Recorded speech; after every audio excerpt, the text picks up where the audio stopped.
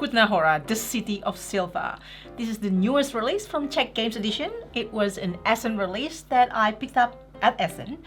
And this is an economic game with kind of like special recycled components. It looks really cool. Yes.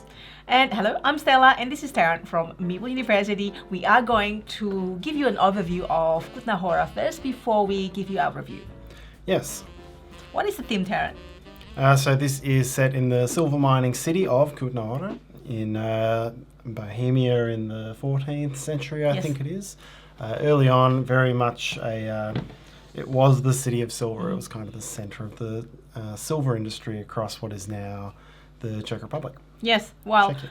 Yes. Now, I was told by somebody who has been there that there is a cathedral or a church that was made, like a few of things in there made from human bones. Relics. Relics. Is that correct, Tara? Maybe. If that, it depends what they are. Yes, so I was like, ooh. But apparently it's nothing bad. It's just something to do with the customs or religion or something like that. It's not like, oh, you kill somebody and then you make it a church or nothing like that. No. Hopefully not. Anyhow, let's have a look at the game. So this is a... there's plenty going on, but at its core, it is everything is very, very shared and very economic. It is a tile placement game. You're trying to place tiles in a way that's going to score you points, and you're trying to influence the economy in a way which helps you. And everything is really carefully timed towards those. Really, there's not very many different things you're doing. So in your turn, you've got you start with 6 cards. Each has 2 actions printed on it, and you'll play 2 of those on your first turn in a round, 2 of them in your second turn, and 1 of them in your third turn. And the actions, there's 3 of the actions which relate to constructing buildings out here. So you need to take a rights action to claim the rights to a building off the board.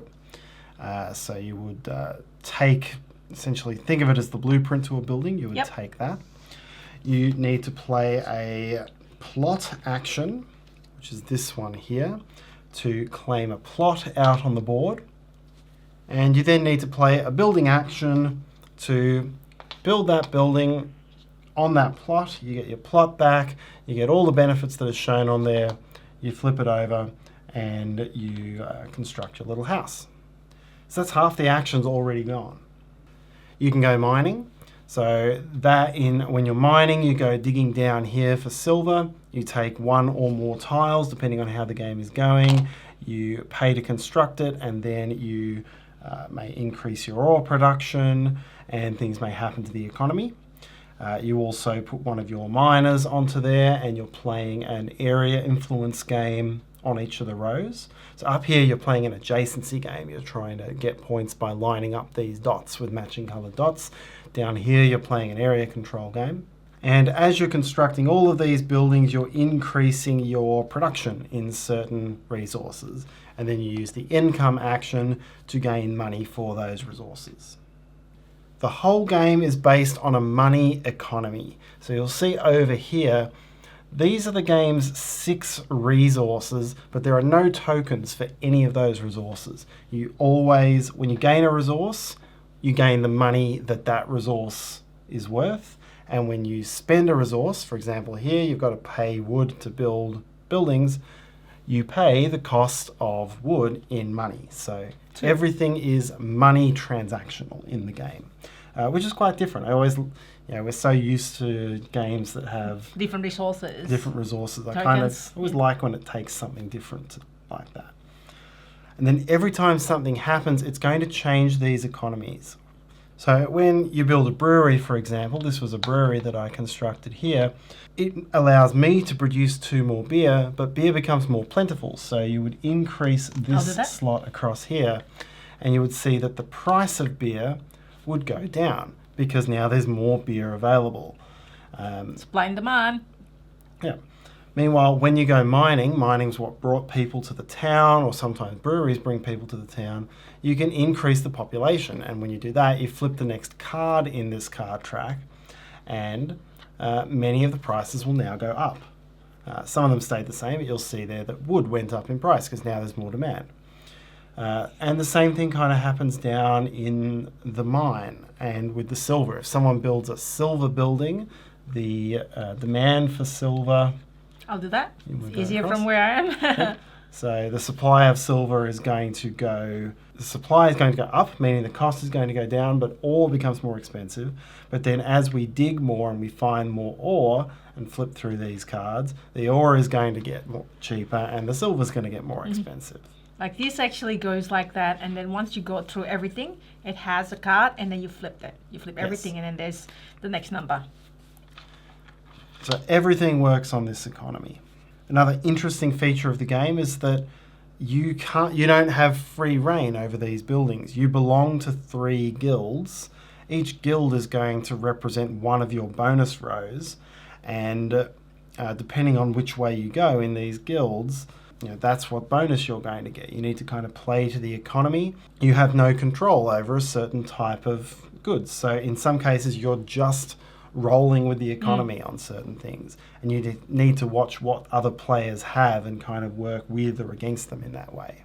Then the other major way of scoring is by constructing public buildings.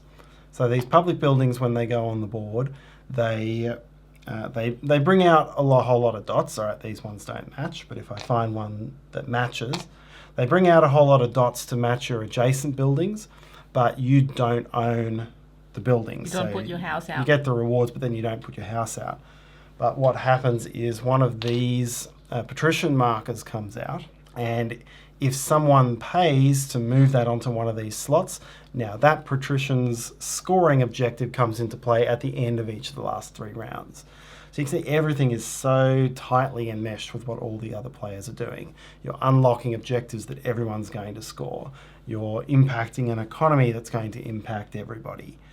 When you purchase something or when you get the rights to a building off the market, it goes to the end, and then getting these ones becomes more expensive, and so forth. After all the rounds are done, you would count up the final scores and the end of round scores, and whoever has the highest score wins. I love the card play. If you bring up the cards again, you see that there are 2 sides of the cards. This is part of the difficult decisions. Firstly, you want to do rights, which rights you want to do, which action in that round that you potentially don't want to do that you can sacrifice and do the other action instead. Because first turn you play 2 cards, next turn you play 2, and then you play 1, so you have 1 card left over that you don't use in the round, and then goes to the next round and so on. So it's from the get-go, I mean, it's already difficult decision to certain points. You have to plan your turn at least this round, and it is actually easy. I do love games with simple action. When I say simple, means that almost simple selections, so it's it's not like doing a million of different actions. So technically it is, but it's triggered by doing simple action, like playing a card, or like in Concordia, you play a card. In Ark Nova, you play a card, and then that escalate to different actions. So I really love this one. I must say first, the look of the game. Let's just stop, breathe the air. Tarrant, breathe. It's hard breathe. There's coal dust everywhere. And then, that's a valid point. But look at these components. Seriously, the card has got slightly holographic silver. It's arithmetic as well, silver. And this is actually working quite well, except like this is slightly, hard sometimes. But this display is not bad, although they we'll tell you what we hope this to be a little bit better. You know what I'm talking about, right? I know what I'll talk about. I know what you're going to talk about, okay. And I agree. And these components, now this is recycle. I believe this is 80% recycle and then 20% compacted wood or something like that. So it looks like a combination or a mix between wood and plastic. Yeah, it's like that stuff they make adventure playgrounds out of these days. Okay, there you go. Yeah, so it's quite heavy, and I quite like the looks of it. It's not wood, it's not plastic, it's a bit of both. And I think this is like slightly silver. So yeah, the components here, look at this, and then double layer board, which is actually folded into 2. Yep. And this looks like cookies, like seriously. Like, I just want to eat it. If only it's slightly bigger. Now, we didn't get the coin upgrade. I know. Like, oh, the coin was so good. So the coins we have is just paper. Still pretty good. Yeah, still pretty good. It looks pretty good. But the metal coin, man, I looked at it. It's like, oh, I wish I got it. Now I regret it. Okay, on to you now before we continue. It's been so long since this game really stands out as being quite different. It's been so long since I've seen a game where everything is so interactive, and it's an economic game where everything is so timing driven. It's got things that remind me of Brass a little bit in that way, where you put something down, someone else can take it, and it's all about when is the right time to do something, but with even more of an economic bent to it. So it's when is the right time to do it because someone else might take it. And I do really like, I think, whether it was borrowed from Brass or not, the fact that you can play 2 actions on your first and second turns of each round is really a big... it's got that feel as well. It means that you're not just...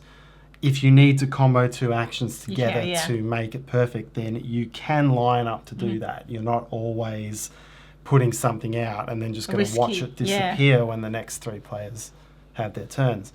It's still a game of chicken in a way, but less of a chicken. Yep. But it also gives you that opportunity to look at where the market is at and say, all right, I can't quite afford it. Is now the time to get something that costs 1 permit because permits are cheap, knowing that I can then place it, or do I just wait until it goes down to being the cheapest? And I think the way everything is based on what players do. You get more choice in the mines and you go deeper in the mines if the player with the mining guild is building lots of buildings. There's a couple of resources, so if you've got control over the wood supply, if you can change the price of wood, you've got real control over, is it going to be a high building game or a low building game? There's a couple of resources here that are really all just about getting money. That's the meat and the beer. Yeah. If you are involved in those, you're really driving something that can generate a lot of income for you. I might be wrong, but maybe if you would choose the wood, it's probably more of a beginner-friendly games, kind of like less advanced. If you choose other guild that doesn't produce wood, it's probably like it's more advanced play, I feel. Because wood is like the basic resources everyone needs to build buildings. I mean, you would need to build buildings.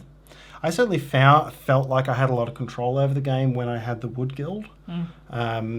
But everyone is playing to the same economy. So as long as you're watching what happens, it all kind of balances out. Indeed. I think so, yeah. No, you. Yeah.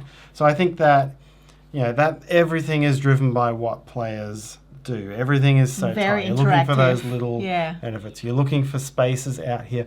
We didn't even mention the economy of here. Once you put tiles down, the cost to claim a plot next to it is based on the adjacent buildings. So if high value buildings go down, it becomes more expensive to put more plots down. There's a clever mechanism where if plots are cheap or if building stuff is expensive, you could just keep claiming plots, but the more plots you claim, the more tax you have to pay at the end of the round. So everything has this balance. Yeah, for sure. So this is highly interactive. You can't just go, okay, I'm going to do this, but then building gets disappeared, the cost of wood gets too high, and then you can't really do it anymore. And this brings it to my next thing I want to say, which is the number of players.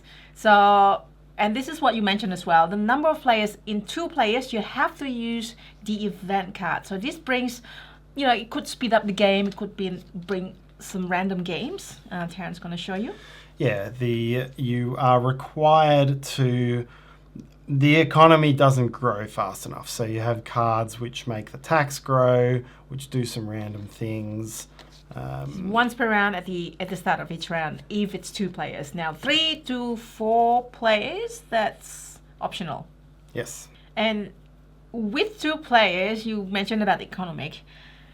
It's kind of like, in 4 players, I feel like economic sometimes might move a little bit faster and more unpredictable in the middle of the round. Like you'll be planning to build buildings. Okay, I have 12 and then somebody did something, and then now the cost of wood is 3, you can't afford things anymore.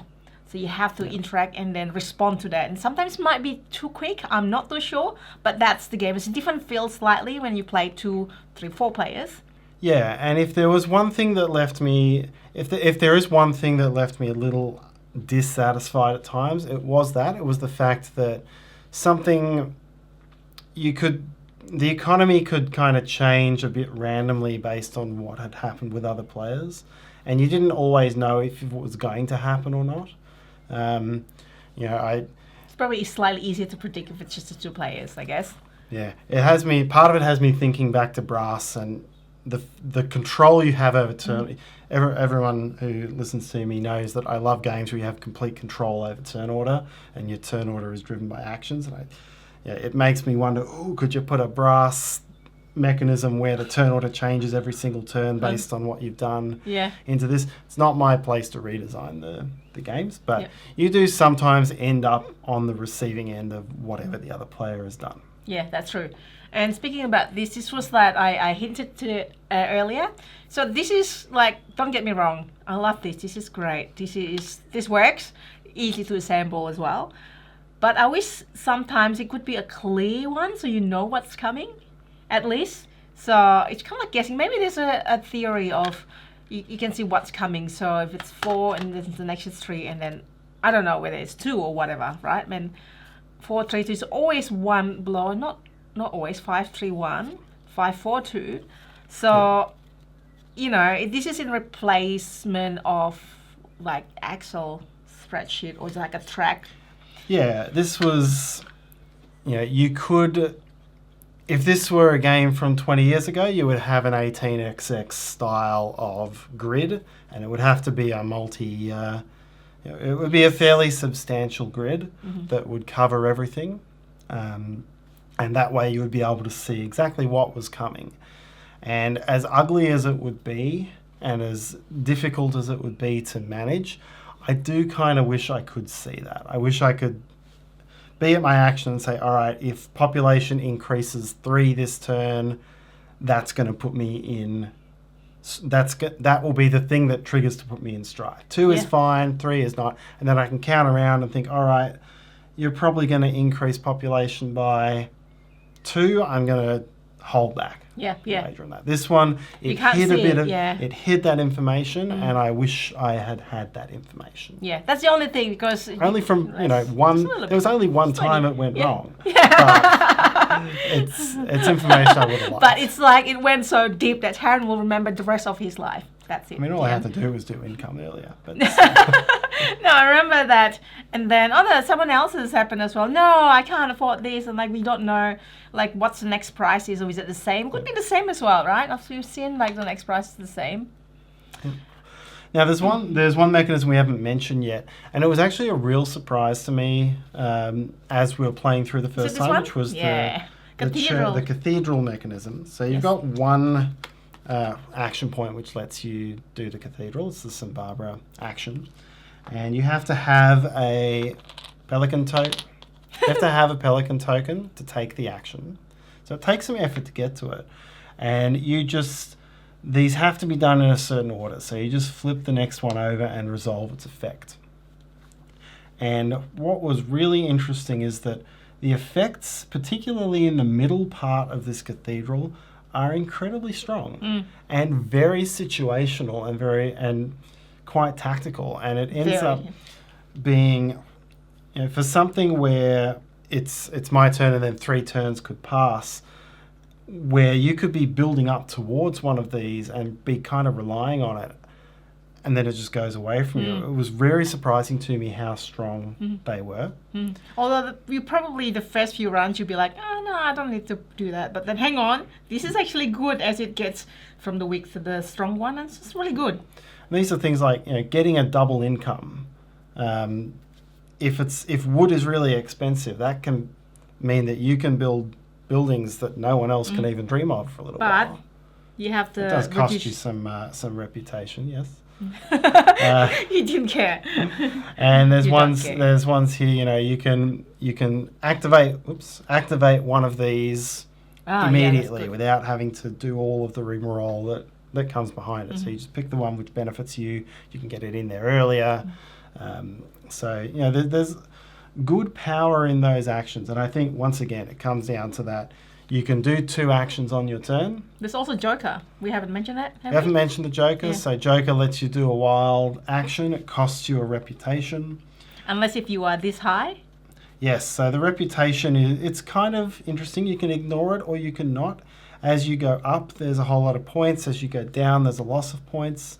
But as you go up, there are some nice rewards that are going to save you money and save you reputation on other actions. Yep. I like it. I like that when one time my reputation was here, I only pay 1 to put 1 plot. Yep. Rather than whatever building next to it. Yeah, you could save $11 on placing that Yeah. one down. Whereas if you ignore it, you don't have to pay tax. Yes. Yeah. Tax will, tax will cost you. You can choose not to pay tax, and then you just lose your reputation. Tax kind of increases through the game as players do certain things. It's all so interwoven. It's so interactive. This is a great game. This is a fun game if you like economic games, because I mean, if you don't like economic games, most of these are economic, so probably not fun. I mean, there's tile placement, but it all drives to economic, right? It's mainly economic. Yeah, I am sure many people will find this an incredibly dry game, and you know, it's slow moving, and it's you're getting little bits of points for joining up dots and things like that. So it's certainly not for everyone, and it's not it doesn't feel like the modern Euros. It doesn't feel like anything else that's come out. Which you like, because you sometimes like this old-fashioned brutal Euro. This isn't that brutal either. It's not that brutal. I like how different it feels, and I like the fact that, you know, you can't solve the game. It's not gonna get old and fall into a familiar strategy, because everything is so dependent on everyone else's actions. You're always responding to each other, and I always look for that. Yeah, and this one here, like, you think that, all right, so when public building get built, you get these, and then other things get there first from different effect, and you have to pay at your income. You have to pay 10 to move it. I'm like, hang on, why do I want to pay 10? This is also the one that drives everyone else to complete certain objective. Okay, somebody pay 10. Is it worth it to pay 10? Do you get the most out of it? You don't want to get other players to get the most of it if you have to pay 10. I mean, at the start of the game, 10 is a lot. I mean, towards the end, it's probably not too bad. Quite as much. Yeah. But this is like your Terraforming Mars award. You fund the award, and then everyone can go for it. And you've got to pick the right time to do it. That's right. So this is like one thing. It's like, oh yeah, do you want to go there? You want to, like, if you pay that early, you get it early. You score this every round. So this times 3 times whatever of these tiles in there. So it could be lucrative there. Yep, it could end up very lucrative if you put the effort into it. Yeah, but then, you know, the other player would like, okay, you put an effort to it. Like, I want to get into that as well. It's very interactive. So let us know if you pick this up at Essenspiel, or maybe it's in your pre-order, or maybe you're not convinced yet. That's okay. Certainly enjoy this. I think other players that play with us enjoy this game as well. If you have been enjoying this, please hit the like button. We really appreciate it. Subscribe if you want to see more, and hopefully you have an awesome day. See you next time.